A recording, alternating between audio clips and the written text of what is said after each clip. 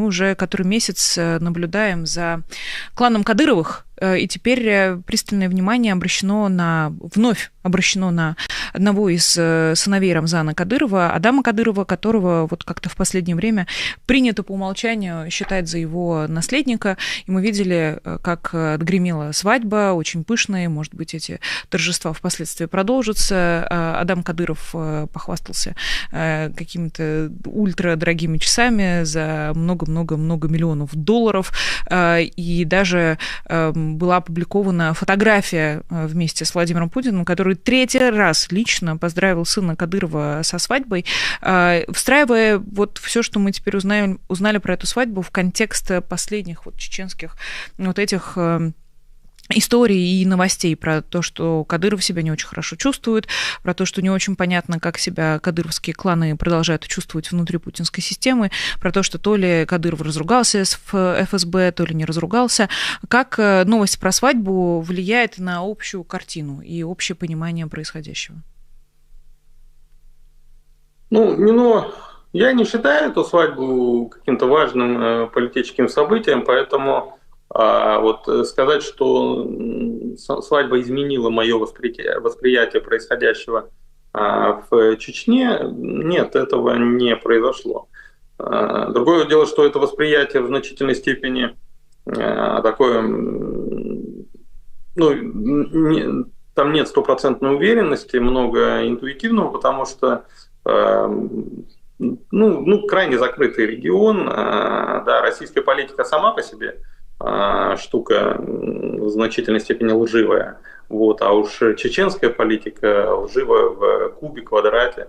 Значит, то, что вот называют, знаете, такое восточное коварство, так сказать, да, вот, неискренность. Так, в чистом виде. В общем, очевидно, что можно только общими словами описывать тренды, так сказать, да, поэтому. Да, очевидно, что Кадыров считает нужным срочно по максимуму раскрутить Адама в качестве серьезной политической фигуры, и он прилагает для этого очень серьезные усилия, порой действуя иррационально, то есть в ущерб тем самым задачам, которые перед собой ставят, только больше вредит себе, чем добивается успеха. Вот. То есть та же история с этими часами, совершенно ненормальная. Вот что он хотел доказать, демонстрируя вот эту пошлую роскошь? Значит, он боялся, что кто-то подумает, что Адам бедный. Вот ей-богу, зря. То есть точно никто не думает, что этот человек бедный. Вот. Просто теперь все раздражены, все взбешены, включая множество самих чеченцев, понимаете? То есть самих кадыровцев, это же надо понимать.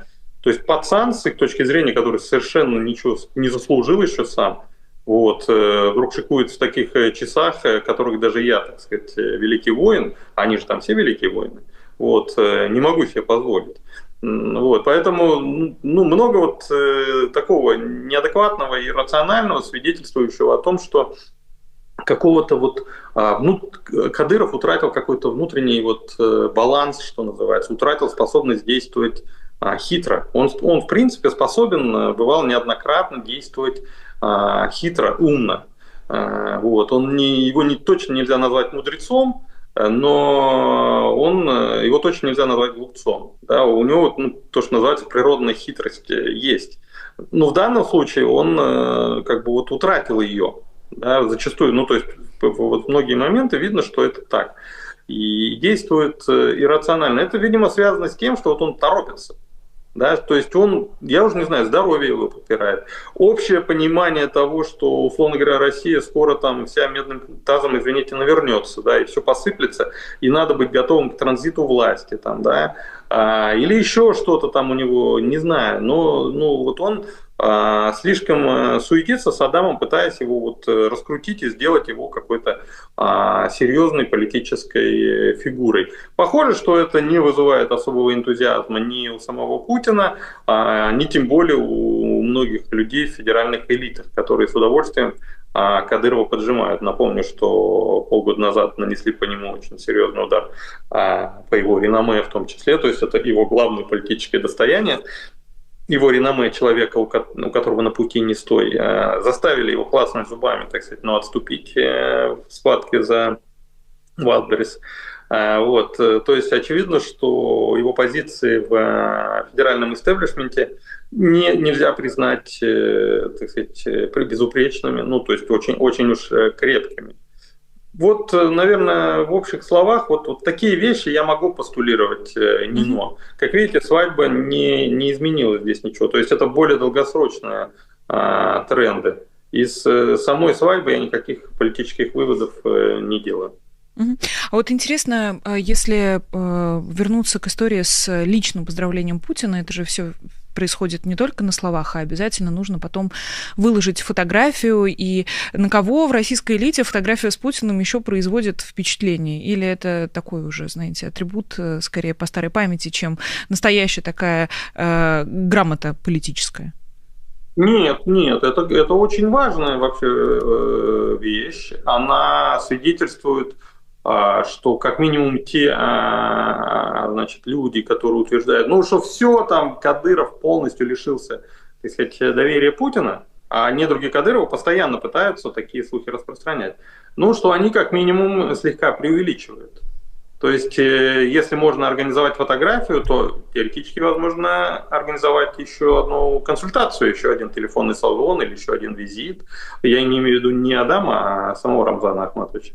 И в итоге мало ли о чем они там договорятся. То есть это, конечно, укрепляет позиции Кадырова в нынешней ситуации.